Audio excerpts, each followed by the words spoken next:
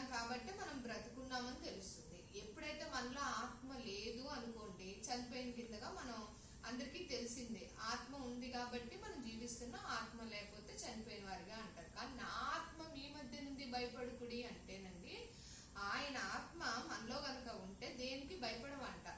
అంటే మామూలుగా ఆత్మ ద్వారా మనం జీవిస్తున్నాం అనుకోండి, మనకి ఏ కంగారు వచ్చినా ఏదొచ్చినా ఓ పని అవ్వాలనుకున్నప్పుడు అవ్వకపోయినా, లేదంటే మనకి ఈ సమయంలో ఇది కావాలి, ఇది నాకు నేను ఎలాగన్నా సరే ఇది నేను పొందుకోవాలి, లేదంటే నాకు ఎట్టి పరిస్థితుల్లో జరగాల్సిందే అనుకుంటాను చూసారా, అప్పుడు మనకు అవ్వలేదనుకోండి పిచ్చ కోపం వస్తుంది. ఆ కోపంలో మనం ఏం చేస్తామో కూడా తెలియదు, ఏం మాట్లాడతామో కూడా తెలియదు, ఎట్లా దుర్బలాషో పిచ్చి పిచ్చిగా మాట్లాడి అసలు ఎట్లా ప్రవర్తిస్తాం కూడా తెలియదు. కానీ ఆయన ఆత్మ మనలో ఉందనుకోండి, మనం అలా చెయ్యం.